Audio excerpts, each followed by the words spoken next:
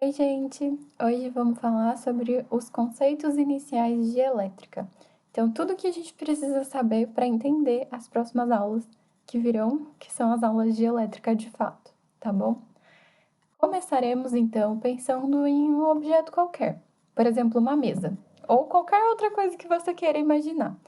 Se a gente for olhar quais são as partes constituintes dessa mesa, por exemplo, a gente vai perceber que essa mesa é feita de moléculas. E, por sua vez, essas moléculas são feitas de átomos. E até certo momento da história, imaginava-se que esses átomos é que eram as menores partículas que constituíam todos os corpos.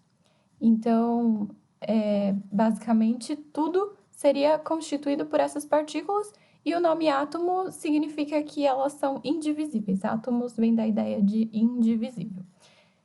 E foi assim por muitos e muitos anos. Mas hoje a gente aceita, a gente sabe, né, que não é bem assim, existem partículas ainda menores que compõem esses átomos. Já já a gente fala sobre esse desenvolvimento aí, como é que aconteceu. Mas a gente entende que existe um núcleo e os elétrons orbitam esse núcleo. Então, eles estão ali em volta, numa região chamada de eletrosfera. Então, os elétrons estão aqui em volta e lá no núcleo tem os prótons e os nêutrons. São dois tipos de partículas que estão ali juntinhas. Os elétrons, então, eles estão localizados na eletrosfera e esses dois juntos, os prótons e os nêutrons, formam o núcleo. Os elétrons são as partículas que a gente diz que têm cargas negativas. Os prótons são partículas de carga positivas. E os nêutrons são partículas que não têm carga. Então, ele não é nem positivo nem negativo, ele simplesmente não tem carga elétrica. Certo? E aí a gente olha isso e pensa, tá, então aquela coisa que a gente pensava que era uma bola, na verdade não é bem uma bola, ela é feita de outras coisas. Ok, mas a gente normalmente em desenho, em ilustrações no geral, a gente vê exatamente essa figura. E a gente pensa, nossa, mas será que realmente ele é azul e vermelho? Porque em todo lugar que vocês olharem vai ter azul e vermelho. Não, gente, então, é só pintadinho para diferenciar, tá? Mas não é bem assim que as coisas funcionam.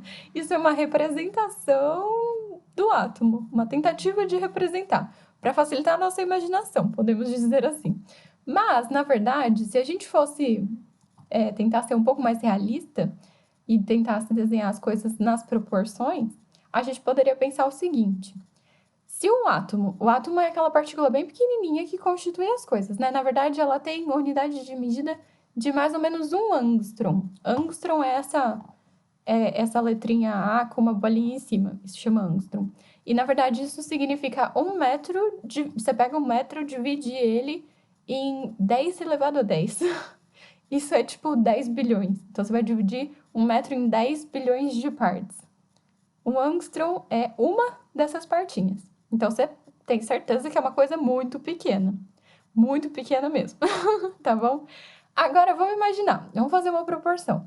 Se esse negócio, que a gente sabe que é muito pequenininho, na verdade fosse do tamanho de um estádio de futebol. Pensa no estádio de futebol que você conhece, você sabe o tamanho dele. Então, pensa, se o átomo tivesse todo esse tamanho, o núcleo seria mais ou menos uma ervilha no meio, ali, do campo de futebol.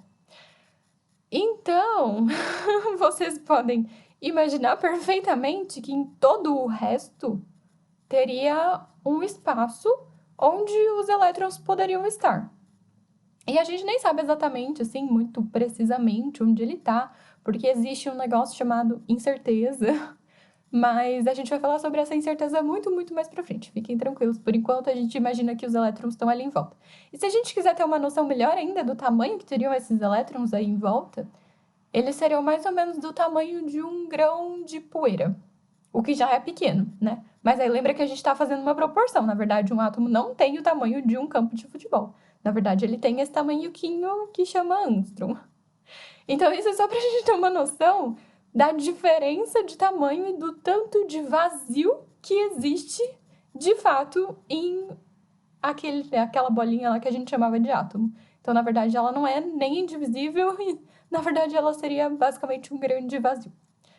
Enfim, então aqui só pra gente ter noção dos tamanhos, a gente sabe que o tamanho do núcleo seria da ordem de 1 femtômetro.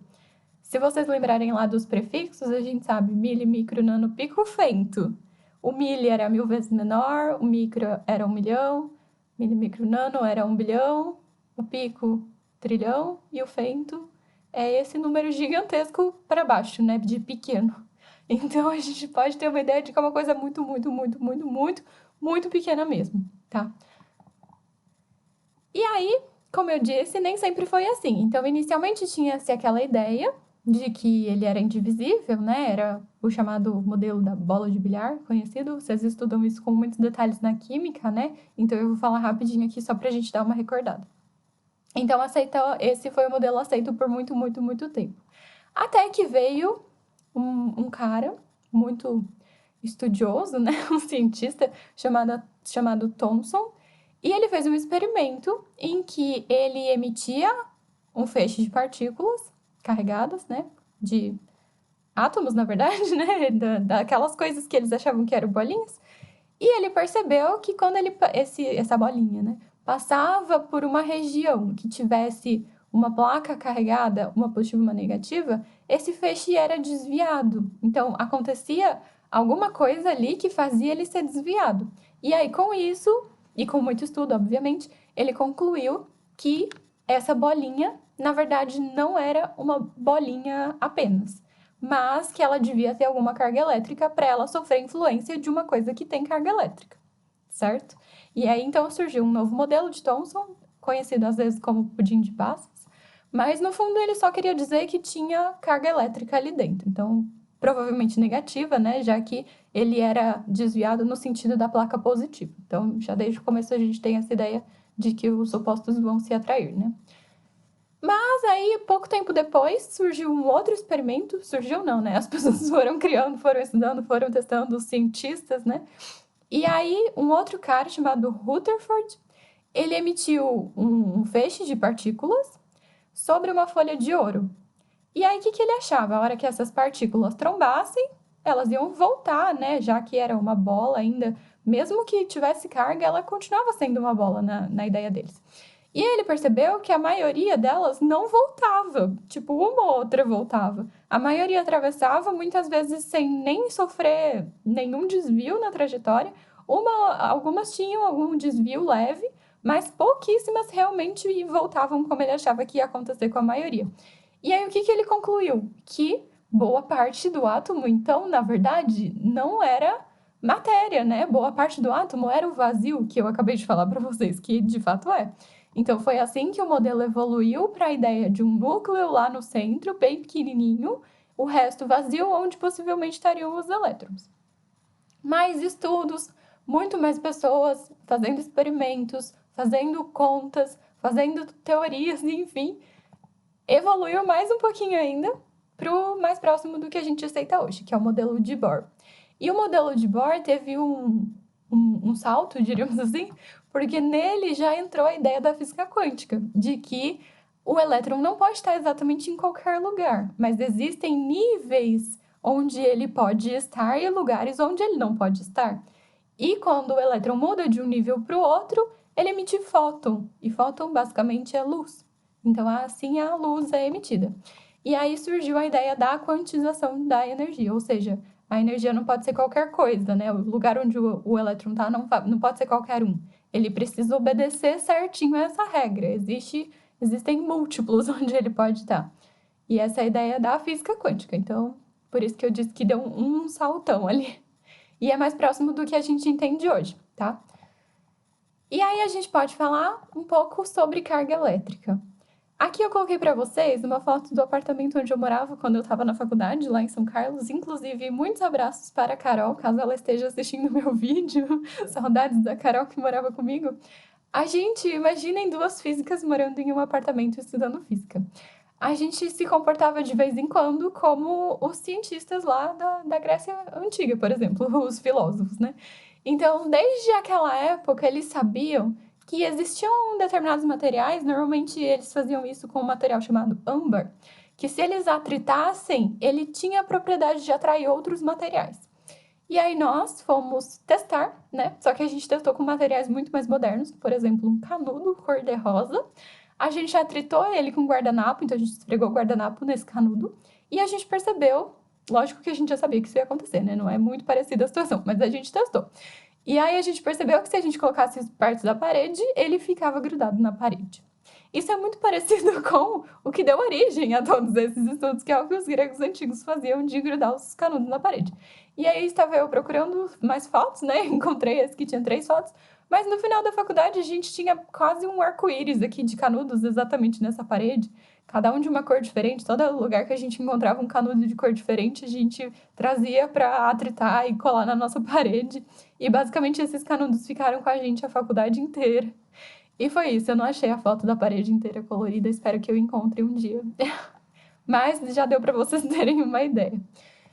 E aí aqui vem a ideia da carga elétrica. Então, a gente sabe que a maior parte dos corpos que a gente convive, assim, no nosso dia a dia, são nêutrons. O que significa isso? Significa que o número de prótons e o número de elétrons que tem nele, que constituem ele, são iguais. Quando a gente faz esse processo de esfregar um guardanapo no canudo, por exemplo, a gente faz com que esse corpo, esse canudo, que era neutro, se eu tentasse grudar ele na parede sem fazer nada, ele não ia grudar, ele ia cair. Mas a partir do momento que eu faço isso, ele adquire uma carga elétrica. E por isso é que ele adquire essa propriedade de atrair coisas. Ou poderia ser de repelir coisas, dependendo se eu fosse comparar ele, se eu fosse aproximar ele de um outro corpo com carga. Mas daqui a pouco a gente fala mais sobre isso.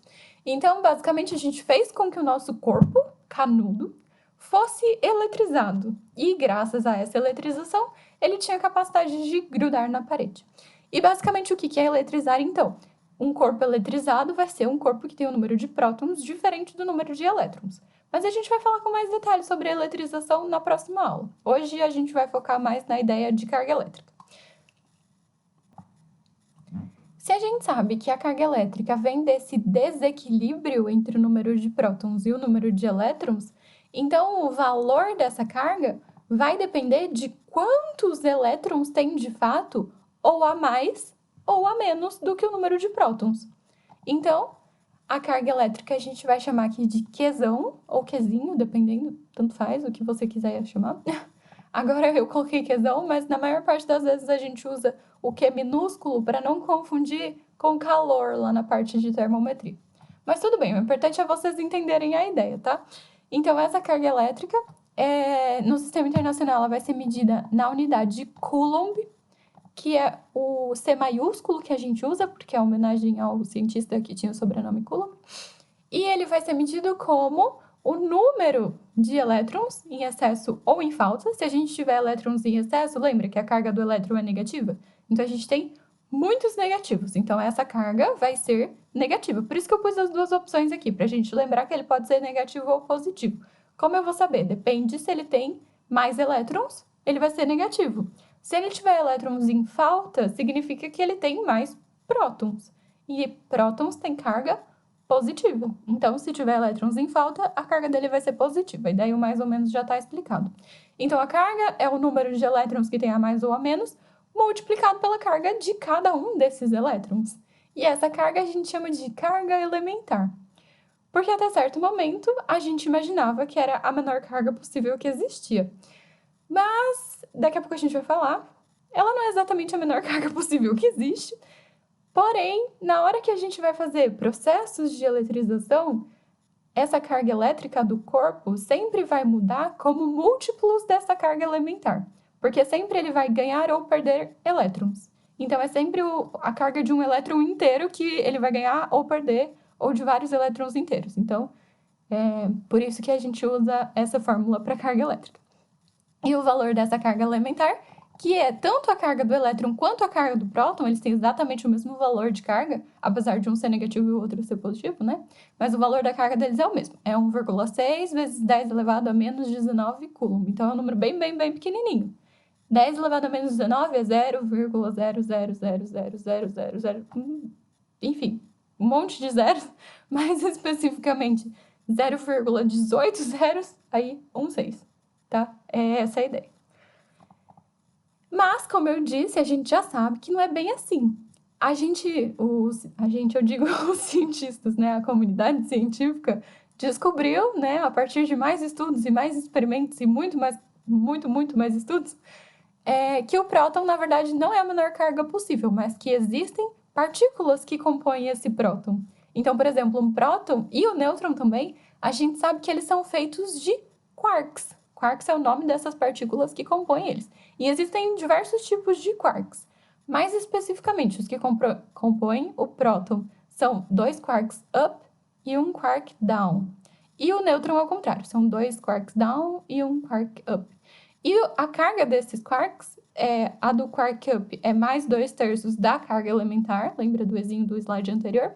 E o quark down tem menos 1/3 da carga elementar. Então vejam que existem cargas menores do que a elementar. A gente já sabe que tem partícula com carga menor. Porém, a hora que a gente vai fazer os processos de eletrização, não tem como eu tirar ou colocar um quark. Eu vou mexer simplesmente nos elétrons. E os elétrons, pelo menos até agora, até onde a gente sabe, eles são elétrons. Não tem nenhuma coisa formando eles, pelo menos até onde sabemos neste momento. Pode ser que daqui a um tempo a gente descubra que tem uma partícula que forma um elétron, mas, enfim, por enquanto, não sei, não temos. E aí, existem muitas outras partículas elementares. E esse modelo, esse chamado modelo padrão, é uma tentativa de organizar essas partículas elementares, mais ou menos o que a tabela periódica faz na química, organizando todos os elementos químicos. Então, aqui na física, a gente tem o modelo padrão das partículas elementares, que vai organizar todas as partículas que a gente conhece. Então, a gente tem os quarks, aqui os dois bonitinhos que a gente já tinha visto que compunham os prótons e os nêutrons, mas também tem outros tipos de quarks, também tem os leptons, tem os bósons e por aí vai. Então, aqui é só para vocês terem uma ideia. E aí, lembram que eu tinha falado para vocês? Eu falei duas coisas que tem nesse slide para vocês. Primeira coisa, eu falei que eu morava com a Carol. E esse desenho é feito pela Carol. Então, eu emprestei o desenho da Carol, porque eu acho lindíssimo. Ela tem um blog chamado Coleção de Partículas, onde ela fala muito sobre partículas elementares. Então, se vocês ficaram curiosos com aquela tabelinha do slide anterior, é só vocês entrarem nesse site aqui, e lá tem um monte de textos com desenhos lindíssimos que ela faz, e explicações muito claras e muito entendíveis para qualquer pessoa. Então, vocês podem aproveitar e ler mais sobre isso lá. Aqui eu emprestei o desenho dela só para a gente lembrar, então, aquilo que eu comentei lá no começo, que um dos princípios da eletrostática é que cargas opostas se atraem e cargas iguais se repelem. Então, se a gente tiver um elétron e um próton, eles vão... eu apontei errado. Um elétron e um próton, eles vão se atrair. E se a gente tiver 2 elétrons, eles vão se repelir. Ou, se a gente tiver corpos eletrizados negativamente, 2 corpos eletrizados negativamente, eles vão se repelir. Ou se eu tiver um corpo eletrizado negativamente e um corpo eletrizado positivamente, eles vão se atrair. Enfim, vocês entenderam a ideia. E é isso que acontece, tudo bem? Então, só pra gente lembrar, tem uma imagem bonitinha aqui. Além disso, é importante a gente saber o conceito de condutores isolantes. Materiais, condutores, materiais isolantes. Lógico que aqui a gente está falando de condutores isolantes elétricos, né? Também existem os condutores isolantes térmicos, mas isso é assunto de outra aula. Aqui a gente está falando especificamente dos elétricos. O que são materiais condutores? São aqueles materiais que têm elétrons livres, são elétrons que não estão muito presos ao núcleo. Então, eles conseguem se movimentar relativamente fácil ali dentro do material. Então, basicamente, isso é o que estaria acontecendo. Percebe que os elétrons passam de um átomo para o outro conforme eles estão aqui. Eu ia usar a palavra caminhando, mas caminhando é uma péssima palavra para expressar o que está acontecendo aqui. Então, conforme eles estão ali se movimentando dentro do material, tá? Exemplos de materiais que são assim, metais, soluções iônicas e mesmo o próprio corpo humano. Vocês com certeza já levaram um choque. Basicamente é isso que está acontecendo quando você leva um choque. De outro lado, a gente tem os materiais que a gente chama de isolantes. E aí, é lógico que não é assim, tá, gente? É só uma figurinha de brincadeira. Mas a gente pode imaginar que é como se os elétrons estivessem presos. Eles não conseguem se movimentar fácil, igual eles se movimentavam lá nos condutores. De novo, não tem uma argolinha prendendo eles na parede do negócio. Não existe isso. Não tem uma algema, não tem nada. Ele não está literalmente preso. Ele simplesmente tem ligações mais fortes que não permitem que ele se movimente tão fácil, tá? Então, isso é uma imagem só pra gente guardar. Então, são materiais cujos portadores de carga são os corpos que têm carga, tá? Possuem pequena liberdade de movimento, impedindo a condução de eletricidade, porque basicamente esse movimento dos elétrons a gente vai chamar mais pra frente de corrente elétrica, e aí a gente vai entender com mais detalhes como é que acontece de fato essa condução de eletricidade. Então, isso daqui basicamente é o que acontece dentro dos fios, que normalmente as pessoas dizem para você não colocar a mão, senão você vai levar um choque. Exatamente, porque senão, em vez de se movimentar no fio, ele vai se movimentar no seu corpo, e isso não vai ser legal.